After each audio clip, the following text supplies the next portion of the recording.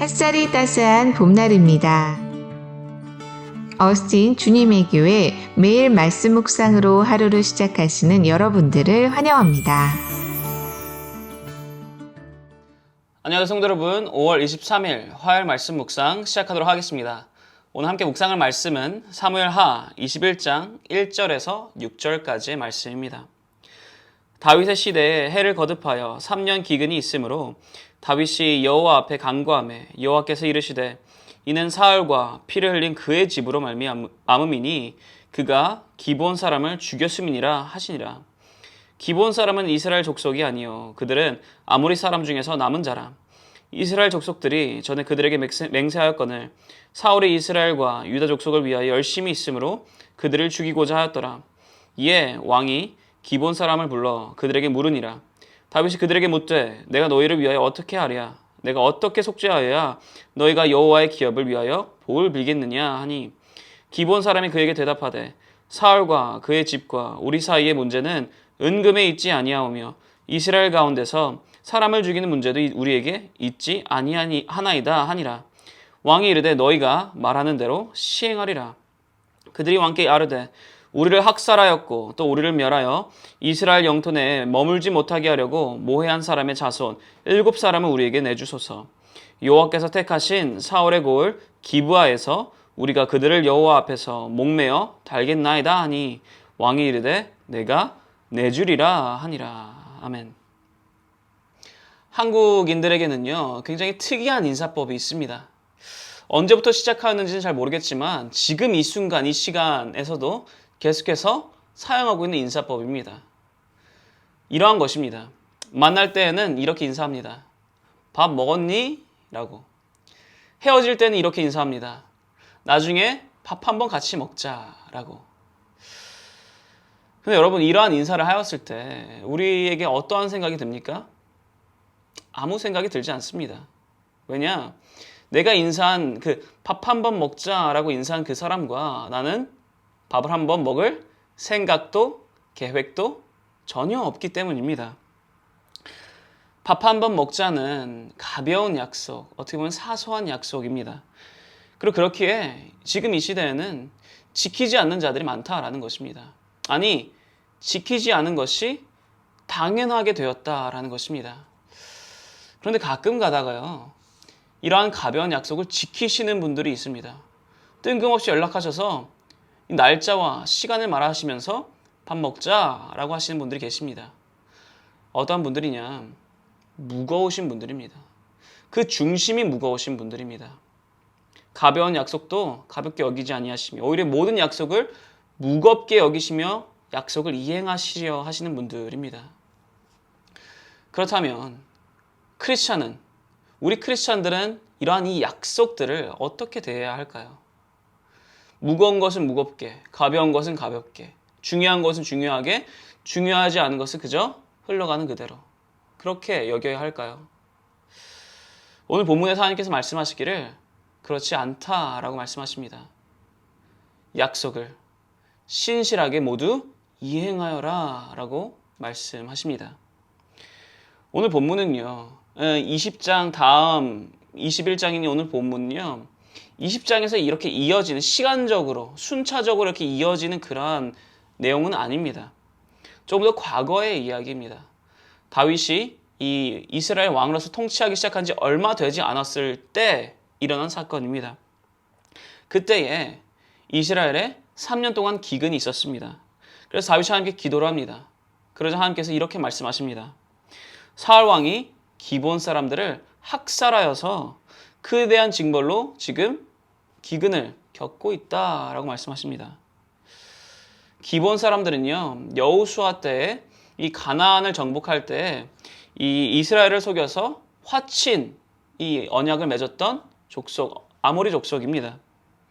속임당하여서 언약을 맺은 거긴 하지만 하나님 앞에서 맹세하였던 것, 하나님 앞에서 약속하였던 것이기 때문에 이스라엘은 기브온 사람들을 받아들이고요, 함께 살아가기로 약속하였습니다. 서로를 해치지 않기로 약속하였습니다. 근데 그러한 기브온 사람들을 지금 사울이 어떻게 대하였습니까? 학살하였다라는 것입니다. 약속을 깨뜨렸다라는 것입니다. 그 이유가 무엇이냐?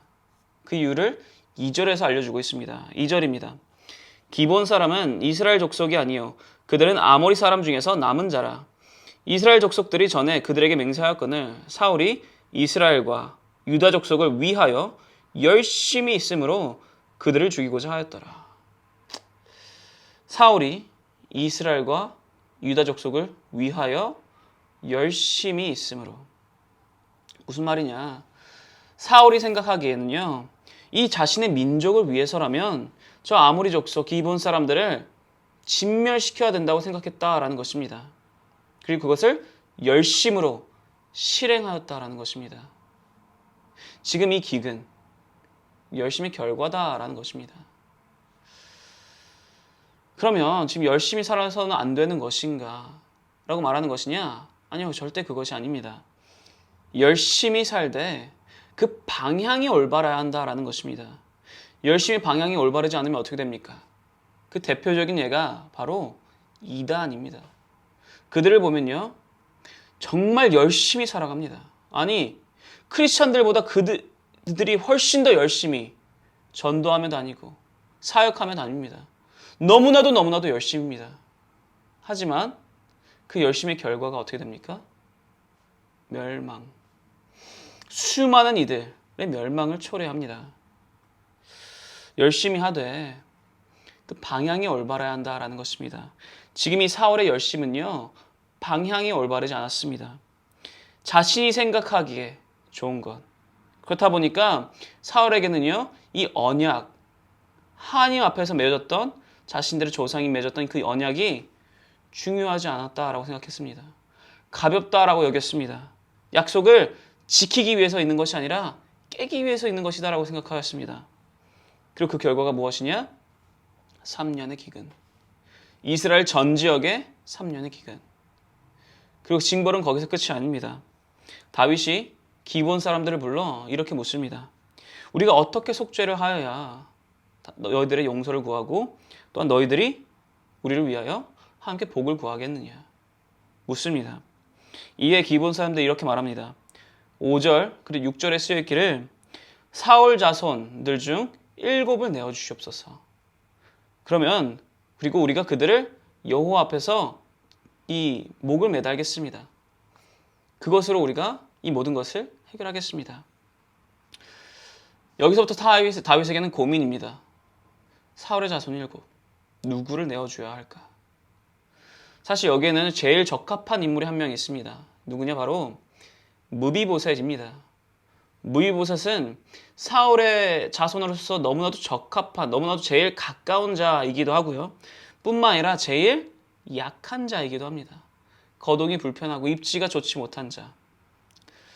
기본 사람들에게 내어줄 이 리스트를, 사울의 자손 리스트를 쫙 만들었을 때 제일 우선순위로 내보내줘도 괜찮은 사람, 그 사람의 1순위가 바로 이 무비보셋일 것입니다. 그런데 다윗은요, 그 무비보셋을 기본 사람들에게 내어주지 않습니다. 그 이유가 무엇인가? 7절입니다. 그러나 다윗과 사울의 아들 요나단 사이에 서로 여호와를 두고 맹세한 것이 있으므로 왕이 사울의 손자 요나단의 아들 무비보셋은 아끼고. 왜 보내지 않았는가? 왜 내어주지 않았는가? 요나단과 맹세하였기 때문입니다. 약속을 하였기 때문입니다. 그 약속을 깨지 않기 위해서 무비보셋은 다른 이들에게 내어주지 않았다라는 것입니다.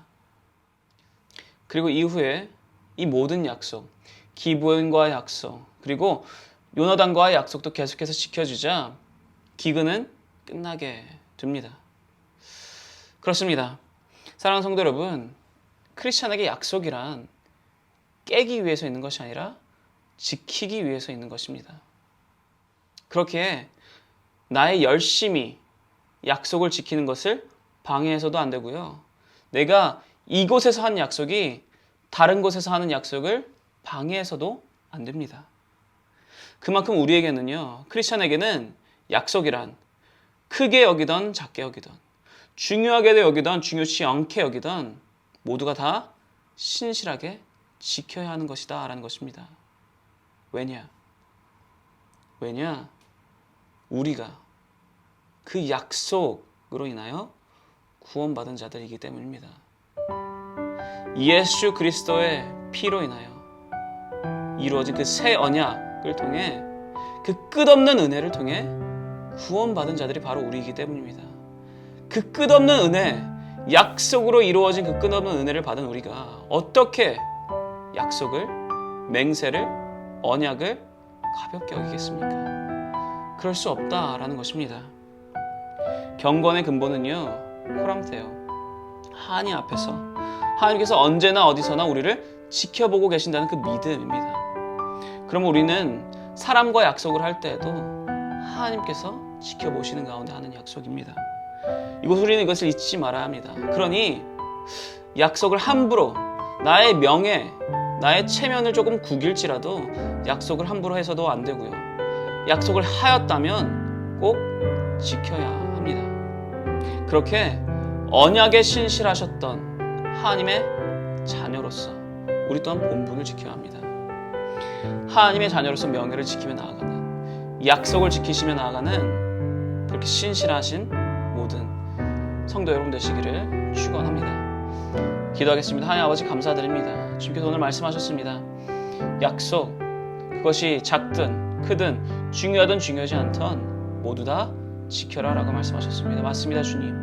우리는 그 약속으로 인하여 예수 그리스도께서 피 흘리신 그 언약으로 인하여 구원을 받은 자들입니다. 그러니 당연히 그 어떠한 약속이든 언약이든 맹세이든 우리는 지켜야 합니다. 주님, 하나님의 자녀로서 명예를 지키며 본분을 다하여 약속을 지키며 나아가는 모든 주님의 아들, 딸 될 수 있도록 허락하여 주옵소서. 감사합니다, 주님. 살아계신 예수 그리스도의 이름으로 기도를 쌓옵나이다. 아멘. 화요일 기도 제목으로 기도하기를 바랍니다. 첫 번째로 다 함께 기도하였으면 하는 것은 교역자분들의 가정과 사역을 위해서 기도해 주시기 바랍니다. 교역자분들께서 성령 충만함으로 말씀을 준비하시고 그렇게 사역을 감당하실 수 있도록, 그리고 교역자분들의 가정과 그분들의 자녀들을 주님께서 지켜주시도록 기도해 주시기 바랍니다. 두 번째로 다 함께 기도하였으면 하는 것은 화요 중보기도 모임을 위해서 기도해 주시기 바랍니다. 이 화요 중보기도 모임이 성령 충만한 기도 모임이 될 수 있도록, 그리고 이 중보기도 모임을 통해서 이 주님의 교회가 영적 동력을 얻어 힘차게 나아가는 그러한 2023년이 될 수 있도록 기도해 주시기 바랍니다. 그리고 마지막으로는 선교사님들을 위해서 기도해 주시기 바랍니다.